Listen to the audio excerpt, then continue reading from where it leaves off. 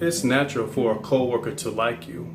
Sometimes you may catch them eyeing you or being flirtatious, but most importantly, it should never interfere with your work duties. Although this may be a gateway to pursue a relationship from just being a coworker, in which I can't really give an exact statistic on this, but a lot of relationships have started just by working together and then they just pursue something outside of work. Thumbs up on that, like totally thumbs up on it. But there's another issue too, especially for those who cannot really accept rejection. That can lead to a harsh consequence that the individual must face. Not only that, but also embarrassment. I'm going to be giving you a few, not examples, but a few experiences that I have dealt with myself. I was at a job some time ago, quite some time, and I was a likable character. I was a likable person, and I say character, I was a likable person at this job, and as what most ladies would say, it was a couple of guys that they found attractive, and there was others that was just excluded from their conversation.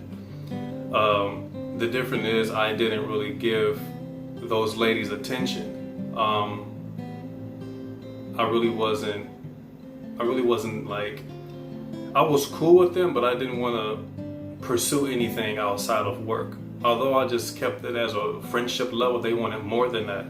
And when they simply seen that I wasn't that type of guy to just give them what they want, I was bashed immediately.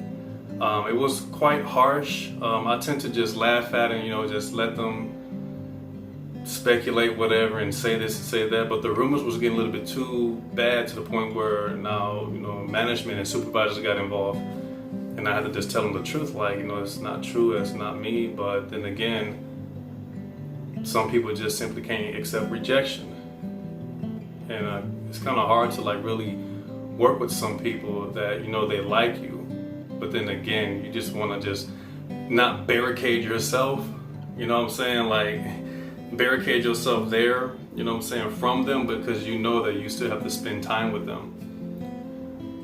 But then again, I didn't lead them on. I was a young guy, but I was kind of smart not to do anything I ain't got no business doing, and let alone that rumors about me that was already false.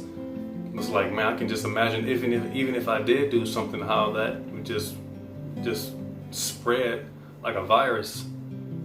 So it was highly contagious being at that place, because every person that came around, I had a liking for me, and I was cool with them. It's like a couple of weeks later, they became part of a group, like it was like a cult, that hate me group. Then whenever I came around and just say, hey, everybody and stuff, I just get frowned upon. So that wasn't a good thing.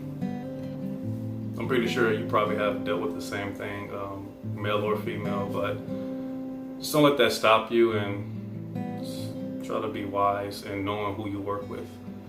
That's something that I should have learned, knowing who you work with and knowing what to say and what not to say. Just a couple of years before that, I was working at a different place of employment, and there was a new manager that took the position at our job. When she started working there, it was okay. It was cool. I acknowledged that she was married because that huge disco ball in her ring. She was a elderly woman, and some things I kind of took as a sign, but yet I ignored it because I'm like, maybe it's just hey, it's a cool coworker, and things like that, because we was a part of a team. So as time went on, I noticed that she kept looking at me, and she kind of kept tabs on me to see where I was at and what I was doing, where I was going, and to make sure that if I leave, to let her know. I'm like, it seems kind of uncomfortable, Like, if you know what time I leave, then why should I need to come to you?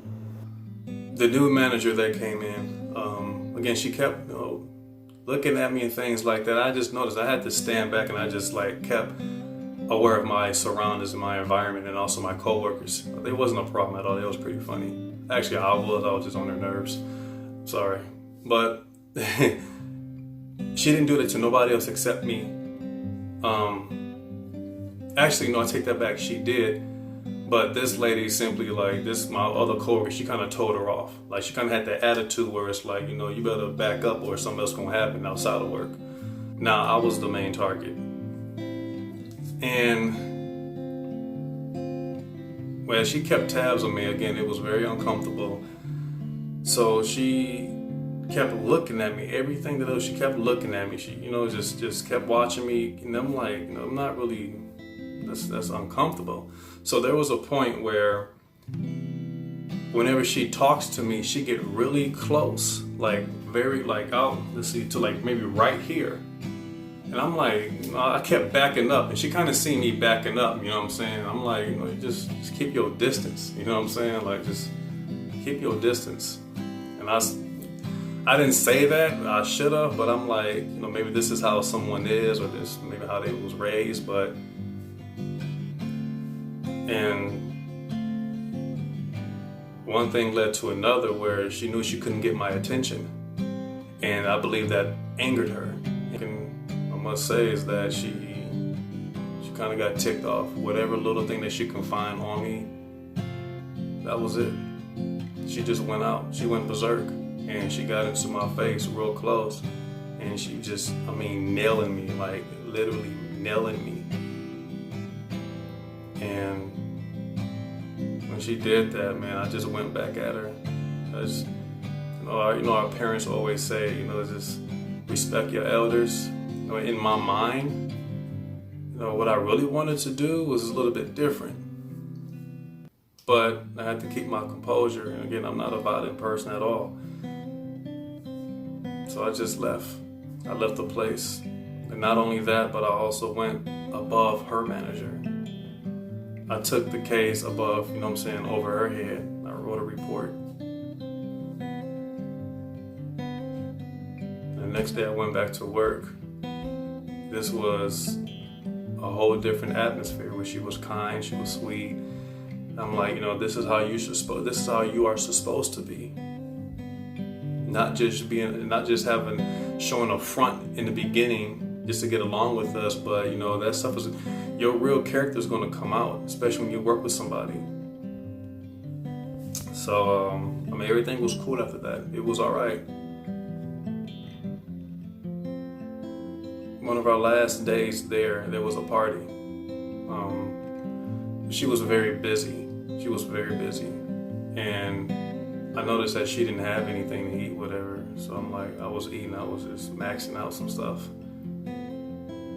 So I asked her, why you not getting nothing? She was just like kind of sad, like, no, I don't want to and stuff. I'm like, all right. So I put a whole bunch of stuff together and I gave it to her. And the look on her face was, I can't even describe it. I can't describe it. It's like, just imagine you're doing wrong to someone and in return they bless you. That's something you will never forget. Romans chapter 12, verse 14. Bless those who hurt you.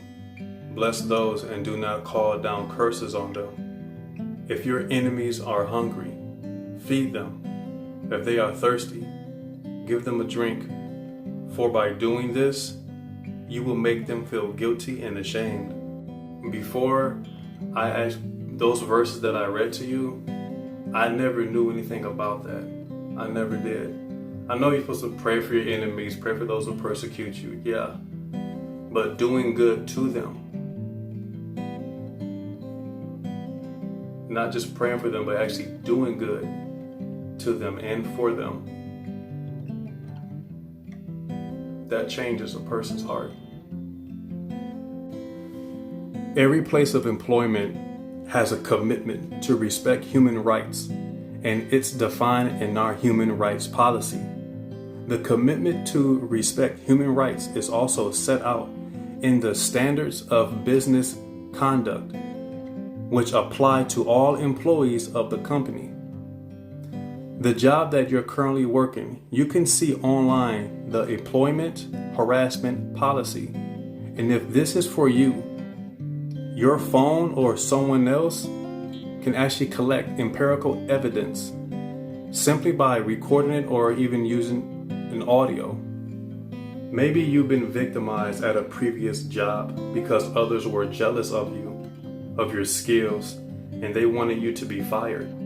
You have to look at it like this, that maybe it was God's way of moving you out of something that was beneficial to you because He had something better. Far too often, I've seen this very same thing as time moves on. The position they had at a new place of employment was far greater and better than their past. Some people will fall into their own traps that they made out for you. Remember the people who planned Daniel's death? After being miraculously saved, King Darius removed him from the lion's den early in the morning. What we can acknowledge from Daniel is that he set himself apart from everybody else, and the administrators didn't like that about him. But the ones that put him in the lion's den, they were thrown in there, not just them, but their entire family. Scripture tells us that before their bodies hit the ground, the lions overpowered them and crushed their bones. At a place of employment, and I know that I'm really cool with somebody, I'm being friends with them, and I notice that sometimes they may talk a lot or they may share things that they shouldn't have. I will always remind them that to always keep your personal business to yourself. Number one, don't nobody need to know what's in your home. Don't nobody need to know what's in your heart. Because you can share things to the wrong person at work and they will simply use that against you. Some employees run their workplace as if it's their own home, being very bossy. Although others may see this from individuals of different nationalities, they tend to do things differently because that's how the way they were raised. They may be sort of domineering in the environment that leads to other employees being affected by it, no longer wanting to work around that person, avoiding them at all cost. It's all about teamwork. Whether you have the position of a supervisor, manager, or just a normal coworker, but those below you, they are not to be mistreated. I was at a job once, and the manager was, I'm not going to say where he's from, but he tends to be very, very not controlling, but just domineering, just, you know what I'm saying? All on you, and women in general, that tends to be, they tend to despise that. When things didn't go his way, he would actually yell at the women. I mean, in their face, yell at them. I would never expect that, especially being at this place. I have never seen that before. And when you see that face to face, it's like, whoa, this is crazy. I'm actually seeing this. What I don't understand is that, and if you are a manager or if you do have a high position at your workplace, I want to just share something with you. To be very careful how you treat people at your job, especially those who are new and those who are lower than you in their position. Because one thing that came to my mind when I seen this, was that this woman that this guy was yelling at, she was married. What if that man would have came back? What if that husband came to work and faced that manager? It would have been a whole hellstorm there. So it's gotta be careful, man, especially yelling at a coworker. You yell at kids, not at grown people. You get what I'm saying? But stress management is an effective tool to really get familiar with, especially if this is an ongoing process. Have you been at a job and every time you step into the building, you felt this sense of heaviness, a feeling that you're not welcomed? Get into the habit of praying before you start work, and for the employees, and what you want to happen there.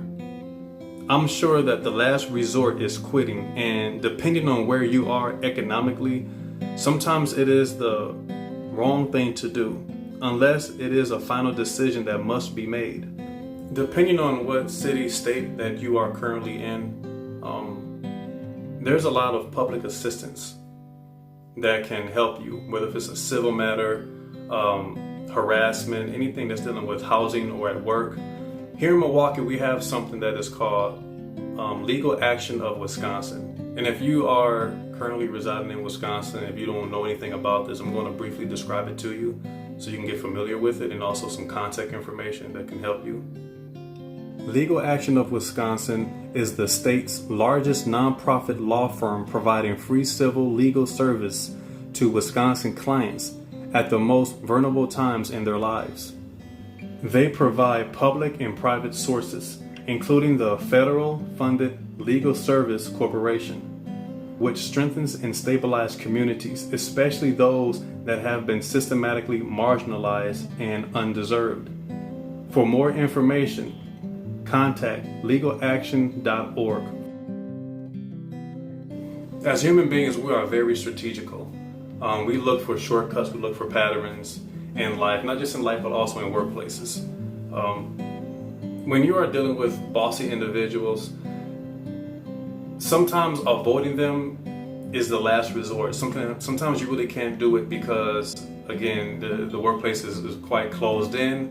What I have learned myself from dealing with bossy individuals is that there's something that you may be uncomfortable with, but this actually takes a toll in releasing the tension that this individual have towards you and also for other coworkers, and that is to actually assist them. That's right, assisting someone that is bossy. You simply take the load that they are having, the burden that they are having, and you are assisting them, helping them along with their work. What happens is that you will start to receive favor in their eye. Is that sometimes they do take their problems from home to work. And that is a mistake that happens quite often that can affect other employees. The place where you are working at is not where you live. And the things that happen at work, you should not take it home, and also vice versa.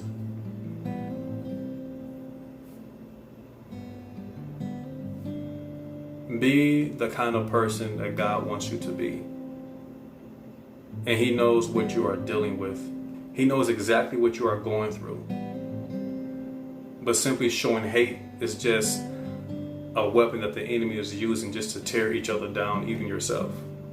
By simply assisting someone, you are actually gaining an advantage in that workplace.